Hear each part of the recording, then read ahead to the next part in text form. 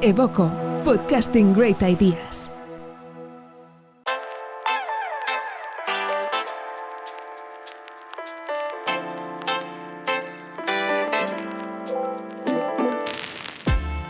Xavier Dumont és director d'emprenedoria a Barcelona Activa, des d'on impulsa l'esperit emprenedor de la capital catalana. Amb una trajectòria diversa que passa pel bàsquet i la banca, Xavier ha trobat la seva veritable vocació donant suport a emprenedors des de l'àmbit municipal. A Barcelona Activa ha ajudat a tirar endavant milers de negocis, fomentant un ecosistema on les startups poden créixer i contribuir al desenvolupament de la ciutat. La seva reflexió: el veritable èxit en la majoria de casos és simplement poder viure fent allò que t'agrada durant el màxim temps possible. Benvinguts a Manglar Podcast.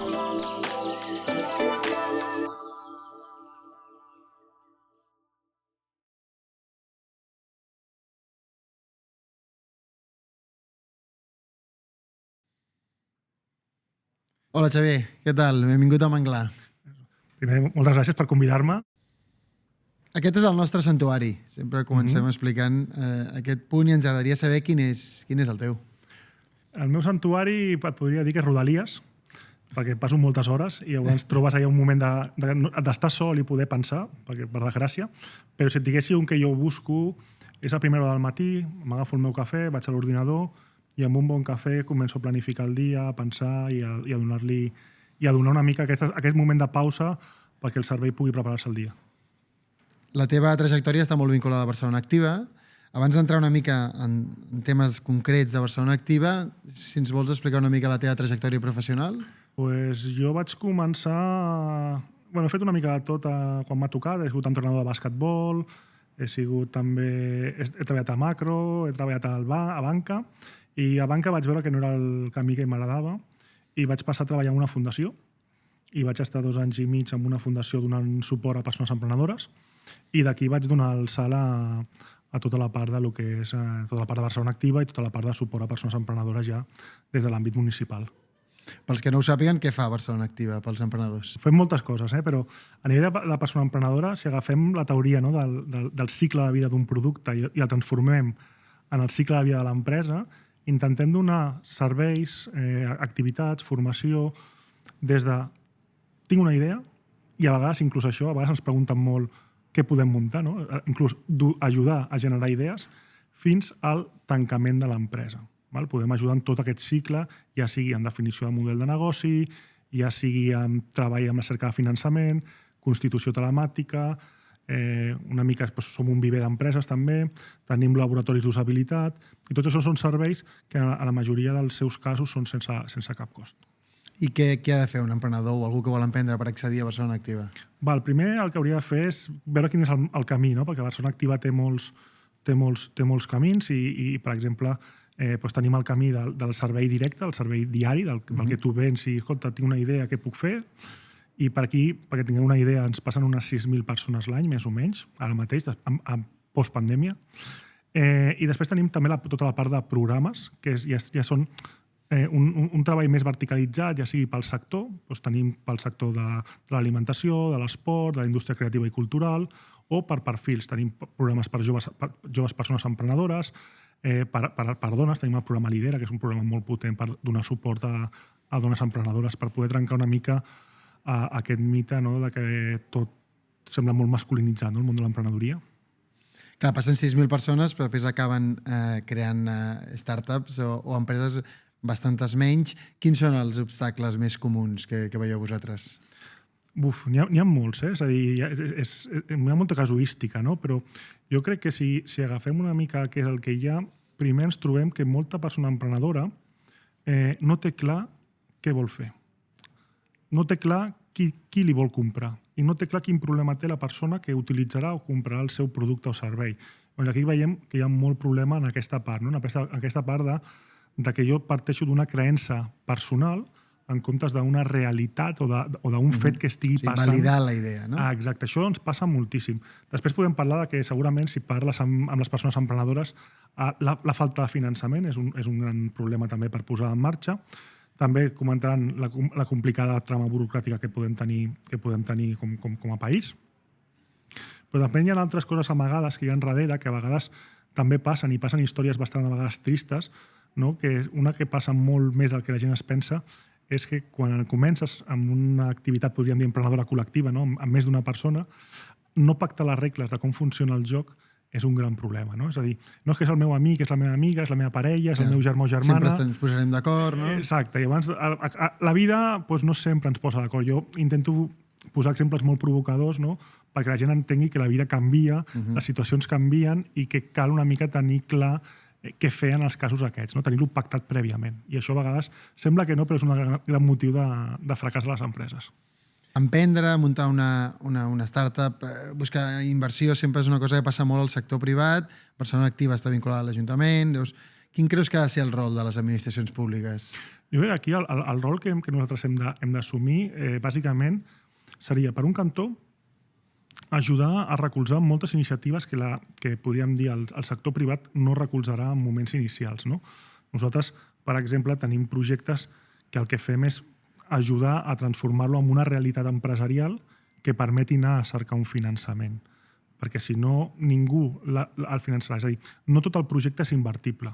I això ho hem de tenir molt clar. I a vegades el que hem d'ajudar és a com podem transformar aquest projecte d'una forma que pugui trobar un finançament, posar-lo en marxa i potser va molt millor que un projecte que ha rebut inversió. Perquè la inversió és una cosa i hi ha models de negocis superviables que no necessiten inversió.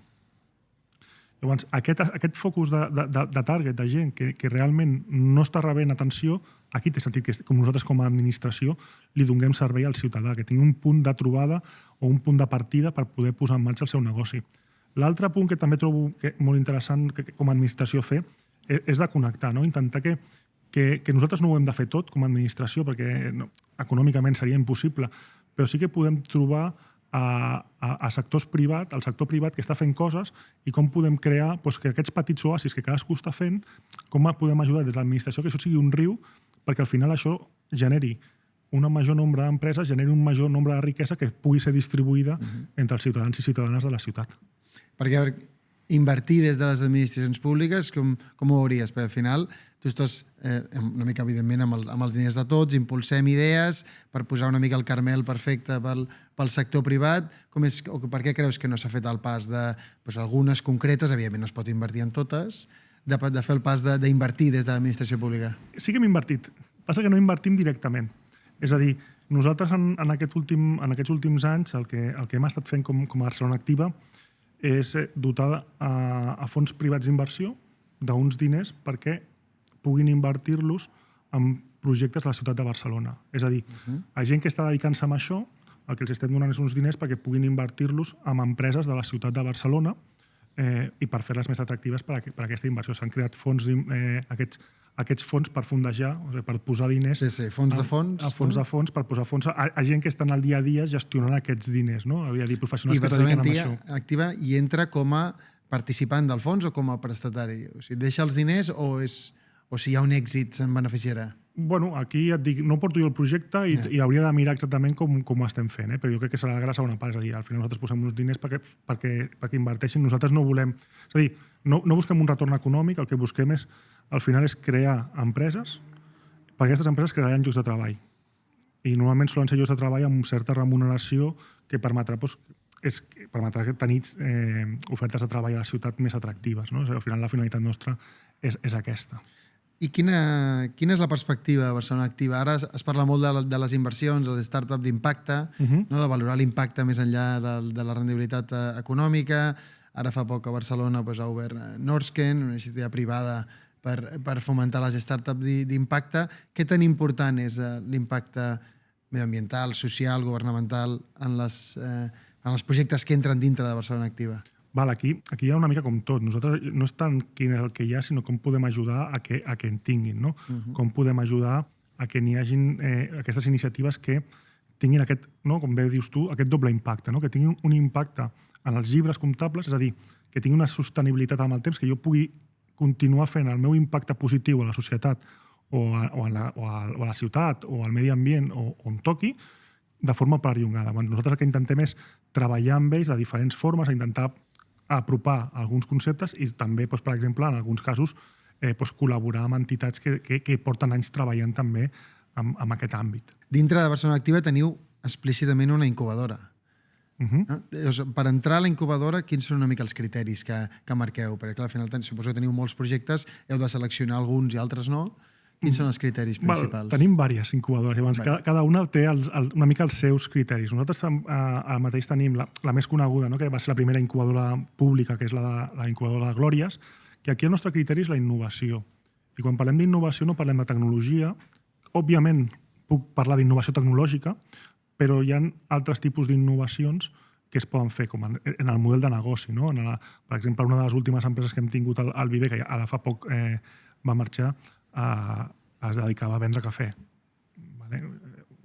Bueno, però va trencar el model i ho va fer d'una forma que vam veure que era realment trencadora i que tenia part de sostenibilitat, ja que reduïa l'ús de caixes monodosis, per tant, implicava un cert estalvi al medi ambient. Sí, de fet, nosaltres utilitzem aquí els seus... Jo no he pogut fer publicitat, no sé qui sé que... Els seus serveis. No sé què sé. Jo estic amb un altre, no? Ho podem fer, estem encantats amb Incapto. Soc el client número 50.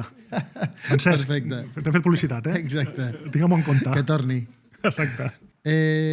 Perfecte. Per canviar una mica de tema, i un tema important, i que Barcelona Activa, evidentment, hi té un rol molt rellevant, parlem de la ciutat de Barcelona. Llavors, primer, ens agradaria saber una mica la teva visió de quin és l'estat de salut a dia d'avui de l'ecosistema emprenedor a Barcelona. Jo crec que al final el sistema, l'ecosistema, tu ho veus i hi ha una cosa que és molt clara. Tenim molt per fer. Tenim molt per millorar. Però si mirem el que era la ciutat fa 10 anys a el que és ara, veurem que la ciutat ha fet molt. I quan parlo de la ciutat no parlo de l'Ajuntament només, sinó que parlo d'iniciatives privades que han sortit, de la vinculació que hi ha hagut entre elles. I llavors jo crec que si fem Barcelona 2013, Barcelona 2023, realment el camí que hem fet com a ciutat i com a ecosistema, no parlem de ciutat, parlem d'ecosistema, ha sigut molt gran. I ens queda molt camí per millorar, no? És a dir, tu veus iniciatives, veus ciutats, altres ciutats europees, i dius, ostres, aquí ens falta aquest camí i tal. Nosaltres com a ciutat intentem estar en contacte amb aquestes ciutats, fer benchmark i una mica veure també cap a on podem anar per millorar aquesta part des de la part pública. Home, clarament hi ha hagut un canvi, a part, en el meu cas personal, encaixa molt amb que jo professionalment, per temes professionals, vaig marxar de Barcelona el 2014 i he tornat ara al 2021 i és una Barcelona absolutament diferent. Tampoc tinc clar, tampoc ho he analitzat i aquí sí que m'agradaria que donessis la teva opinió, què creus que s'ha fet bé? Què crec que s'ha fet bé? Això és una mica complicat perquè al final s'ha fet bé en els últims anys. Jo crec que el que hi ha hagut és que hi ha hagut un espai en què s'ha permès que molta iniciativa sorgeixi i s'ha pogut recolzar algunes vegades molt i algunes vegades menys, perquè no pots recolzar de tot a tothom amb la mateixa intensitat, i s'ha permès que aquestes a vegades puguin multiplicar algunes coses. Quins reptes ens queden? Per exemple, a nivell, si parlem de startups, ens queden molts reptes de finançament, ens queden molts reptes d'internacionalització, no? De com fer créixer l'empresa a nivells de scale-up. No? Jo et dic, jo com a ajuntament, ara parlaré a nivell personal, no parlaré com persona activa personal, jo puc entendre el neguit, no? Que pot haver a l'ecosistema de, ostres, necessitem unicornis per atraure. Llavors, el que hem d'intentar nosaltres com a ajuntament és com podem ajudar aquí sense oblidar que per mi el més important al final és ajudar a crear empreses, que aquestes empreses creïn llocs de treball, que al final també és una cosa que per nosaltres també és molt important. Llavors, tota la nostra feina va cap aquí. Perfecte. Entenc que per les teves mans o tu assessorant, ajudant, i els vostres equips han passat molts emprenedors, no? Parlaves de 6.000 a l'any. Quin diries que és el tipus d'emprenedor més característic de Barcelona? Aquí, ojo, perquè aquí no t'ho puc donar aquesta resposta i t'explico el per què. Jo soc un servei públic. Llavors, em ve un perfil determinat de persones. Per tant, toquem una sèrie, podríem dir, un percentatge de persones que no puc extrapolar-ho a tota la ciutat. Si a mi em dius quin és el perfil més típic que passa per Barcelona Activa a nivell de serveis diaris, et parlaria que tenim molt projecte d'indústries creatives i culturals, que al final també és una marca de la ciutat, no? Una marca de disseny, no? Que això és una cosa que realment tenim reconegut com a ciutat, no? Aquesta part de disseny. Ens ve també molt projecte de serveis a empreses, molt B2B, molt projecte de B2B, i després ens ve també molt projecte de restauració o oci. És a dir, com a servei diari seria el que tenim. Si després anem a les incubadores, sí que ens trobarem altres targets. Aquí estem parlant de startups del sector food, de la robòtica, tenim una incubadora només de Deep Tech, estem apostant molt com a ciutat amb el Deep Tech Node, una iniciativa per donar suport a tot el que és aquestes tecnologies, no? Per la intel·ligència artificial, la robòtica, donant suport conjuntament amb les universitats de la ciutat. Bueno, estem fent aquí molt esforç per també donar aquest sentit. Jo crec que hem d'entendre que des de la ciutat volem donar suport a les startups i ens ho creiem, però no volem veure la nostra ciutat sense locals oberts. No volem veure una ciutat que va tancant persianes, sinó que el que volem és també ajudar aquest emprenedor que vol posar en marxa negocis de proximitat, que els ha de posar en marxa d'una forma diferent a com ho feia fa 20 anys, però que encara poden ser viables. I a nivell de perfil més del tipus de persones, si va parlant de grups, en general és gent jove sense experiència. Per exemple, heu vist si ara el tema de gent que surt directe de la universitat i ja vol emprendre, normalment és gent que ja té una certa trajectòria professional i creu que és el moment de fer un canvi i emprendre. Entenc que és difícil generalitzar, però no sé si heu vist alguna tendència destacable. Aviam, les tendències ens van i ens venen, no? Però a nivell de perfil, nosaltres, amb la part més de servei diari, estem trobant gent que ja té una certa experiència professional i el que fa, sobretot, és dir com puc aprofitar el meu coneixement que he adquirit a l'empresa o que he adquirit formant-me i com d'aquí jo puc desenvolupar el meu model de negoci, que pot ser el mateix que estava fent per un altre, me'l faig per mi mateix o per mi mateixa, o faig unes adaptacions i el canvio per fer alguna cosa una mica diferent, però que pot estar relacionat amb la meva experiència. Aquest jo crec que és el perfil més podríem dir que més tenim. Gent jove que al sortir de la universitat emprengui, n'hi ha, perquè n'hi ha, però no és el perfil que ens arriba a nosaltres com a part de servei. A la incubadora en podem tenir algun més. Amb el tema d'emprendre, i aquí també hi té un rol l'administració pública i una mica el perfil, hi ha la concepció una mica general de que emprendre és una cosa de rics. No sé si tu penses el mateix. Això són preguntes complexes, aquesta és complexa. Aviam, sí que és veritat que hi ha una part que agafem alguns emprenedors d'èxit darrere i veiem que darrere hi ha algunes característiques, podríem dir, de família o d'altres factors que poden arribar a aquesta concepció. Però també n'hi ha projectes que es pot veure que al final ha sigut a base de suor i a base de treballar-s'ho. És a dir, és més fàcil ser emprenedor amb una família benestant? Òbviament la resposta és sí, és així, però no vol dir que una persona no pugui començar amb uns recursos més limitats. És a dir, aquí el que es busquen són solucions i el que s'han de trobar és com podem ajudar que aquesta persona pugui tirar endavant el seu projecte. I aquí podem parlar des de microfinances, des de veure si hi ha campanyes de crowdfunding que el puguin ajudar. Llavors anem a buscar aquest finançament que ell no té. Tot i això, nosaltres sempre recordem que el primer finançament per al teu projecte sempre sortirà de tu, ja sigui amb temps, perquè el teu temps també té un valor, o amb aquella poca part que tu puguis fer o que puguis aconseguir del teu voltant. D'allò que els americans o els anglesos diuen les 3 Fs, els family, friends, els fools, i que ara van afegint la 4ª F, que són els followers, que hi ha gent que et segueixen per xarxes socials. Sí, bueno, i suposo que aquí també les administracions públiques tenen un rol, intentar tapar aquest forat que hi ha de la facilitat, perquè està clar que si emprens un temps, ni que sigui per cost d'oportunitat, un temps passaràs que no cobraràs. Vull dir que tant amb ajuda com potser també amb un cert finançament, aquí suposo que les administracions hi poden tenir alguna cosa a dir.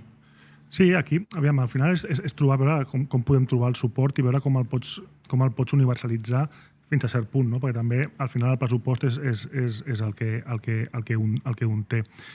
Llavors, hi ha una cosa que és molt important i és una cosa que nosaltres recalquem molt a l'hora d'emprendre, que és que quan tu emprens, tu pots estar un temps sense cobrar. Puc tenir uns estalvis, puc tenir una persona o un cercle familiar que em pot ajudar, però ha d'haver-hi un moment amb aquest negoci t'ha de donar per viure. Llavors, nosaltres una mica el que hem de treballar és com podem ajudar en el temps que hi ha entremig, quina és la fórmula que podem fer. Hem trobat fórmules com poden ser les subvencions que fem de l'Autònomes, que és una subvenció per a persones autònomes, que els hi paguem fins a 3.000 euros de les despeses que han fet. No? És una forma de retornar part d'aquesta despesa que ha fet la persona autònoma de la ciutat de Barcelona. Els hi retornem una part d'aquesta despesa que ha tingut. No? Hi ha moltes mètriques i dades al voltant del sector startup, però una de les més clares, alguna que diu el 90%, però la que està clara és que la gran majoria, després de 3 anys, han fracassat. Una mica en la teva experiència, què diries? Veus algun patró o en general? Per què creus que fracassen tantes startups? Bueno, fracassen tantes startups i tantes empreses. És a dir, jo crec que aquest 80-90%, depèn de la literatura que busquem, ho podem trobar no només amb startups, sinó amb altres tipologies de negoci. No? Aviam, si ens enfoquem més en les startups, estem parlant de models de negocis que en principi són innovadors i que s'han de testejar i s'han de veure, i és molt probable que al principi puguin agafar certa embranzida, però després no continuen responent a les expectatives i acaben tancant. Jo aquí sempre, quan diem el per què, just vinc de fer una xerrada a la Universitat Autònoma de Barcelona, o sigui que avui estic una mica de doblete, i els dic, si heu de llegir un llibre, jo sempre recomano el llibre negre de l'emprenedor, que és un llibre que el que parla és quins són els motius més comuns perquè un negoci no funcioni. Per què? Perquè tothom diem que aprenem més de les derrotes que de les victòries. Però, en canvi, els llibres, això ho diu l'autor, no ho dic jo, no em vull atribuir a algú que ha dit l'autor del llibre. En canvi, els llibres d'emprenedoria parlen d'èxit i mai parlen de fracàs. No? Llavors, aquest és un llibre que una mica parla sobre tots aquests problemes que a l'hora d'emprendre una persona patirà. Llavors, jo crec que és interessant llegir-lo perquè emprendre, i tu que ets emprenedor, no és fàcil. És a dir, no podem vendre que emprendre és jiji-jaja, ets el teu propi jefe i ja està, sinó que és un camí complicat, però com fas alguna que t'agrada i te poses una passió, et compensa tots els problemes que et genera, perquè te'n vas a dormir amb l'empresa al cap. Te'n vas a dormir que he de pagar unes nòmines demà i ara mateix el meu cash és relativament zero. Tot això t'ho emportaràs, que si estàs treballant per un altre no ho fas, no t'ho emportes. Llavors, aquí jo crec que ajudar la gent a entendre on s'està posant és un gran què, i és el que intentem fer molt a Barcelona Activa, perquè ens costa molt que la gent ens cregui quan li diem que el projecte no serà viable. I també jo entenc que també hi ha una mica una feina de definir què és èxit, no? Perquè, clar, moltes vegades èxit, la gent pot pensar aconseguir ser un unicorn, aconseguir vendre tot el món. I moltes vegades, si t'agafes també el teixit empresarial de PIME d'aquí de Barcelona o del país, moltes vegades emprendre vol dir tenir el negoci, fer el que vols fer per acabar traient-te un salari digne, a vegades més alt, a vegades més baix, assumint molts riscos, però potser fent el que tu vols fer o amb un impacte concret. Vull dir que això també pot ser èxit, no? Potser des de l'arrel que també el que es fica a emprendre entengui que èxit no té per què voler dir fer el gran pelotazo, també és important. No puc dir res millor del que has dit. O sigui, que té tota la raó. Nosaltres quan fem xerrades i ens pregunten això, fem aquesta pregunta, què és per tu èxit? Perquè estem parlant per captació de fons, estem parlant de que una persona fa el que vol i es guanya la vida fent el que vol. Què és l'èxit? Clar, el fàcil és dir quines empreses més conegudes han passat. És això èxit? És una forma de veure l'èxit, però com bé dius tu, jo per mi èxit és, una vegada passant per un carrer d'aquí de Gràcia, em va sortir una persona, Xavi, corrents. I jo vaig girar, no el vaig reconèixer. Mira, Xavi, aquesta és la perruqueria que tu em vas ajudar a muntar fa 3 anys. I això és èxit, també, no? És a dir, que aquesta persona ha pogut viure del que vol, com bé deies tu, és a dir, això per mi és un èxit. Això és el que intento explicar. Ostres, que aquesta persona hagi pogut viure del que vol durant el màxim temps possible, això és un èxit. A vegades és difícil de fer perquè hi ha moltes històries, però totalment d'acord amb el que has dit. I, per últim, el que sí que m'agradaria és una mica en base a la teva experiència i també una mica pensant des d'un punt de vista de Barcelona Activa, quin consell voldries donar a qualsevol persona que vulgui emprendre, que ens estigui escoltant, que ja tingui potser algun negoci iniciant-se, algun consell que puguis pensar així per les persones que ens escolten? Bueno, jo el que els diria és que, primer, que aprofitin que si una cosa té el que és l'ecosistema emprenedor és que sol ser bastant generós i per tant comparteixi la idea. Que no tingui... Òbviament que no ho expliqui tot, no cal que expliquis la fórmula secreta, però a vegades hi ha aquesta por, no? Signa'm un NDA, sisplau. No, un NDA no te'l penso signar. Però compartir el que pot per rebre feedback i sobretot que aquest feedback se'l quedi, no vol dir que el segueixi a pie juntillas, no? Que es diu en castellà, sinó que el valori sobre si, que generi, és a dir, que vagi a buscar un flow d'idees d'altra gent que ja han pres i li puguin enriquir, no? Que intenti anar a buscar això, que contacti. Aquest seria el primer. El segon, que realment que validi molt si realment el problema que vol solucionar existeix i algú que el vol pagar. Perquè a vegades ens trobem que això no passa. I tu sabràs molt millor que jo, però jo crec que hi ha dues coses que té una persona emprenedora que mai a la vida en tindrà prou. Una és temps i l'altra són diners. Per tant, el que hem de fer és maximitzar el nostre temps i els nostres diners per poder fer allò que volem. Que això a vegades és una que la persona emprenedora no posa en valor, que és el seu propi temps. I això crec que és una que s'hauria de posar molt en valor, el teu temps. Perfecte. Sí, no? I molt d'acord amb la primera reflexió de compartir, que a vegades la gent és molt recelosa de compartir el projecte i moltes vegades és absolutament imprescindible. Doncs perfecte, moltes gràcies, Xavier, per haver vingut. Ha sigut un plaer aquesta conversa i res, t'esperem quan vulguis aquí a Manglar. Home, encantat. Gràcies, Maurici. Molt bé, gràcies.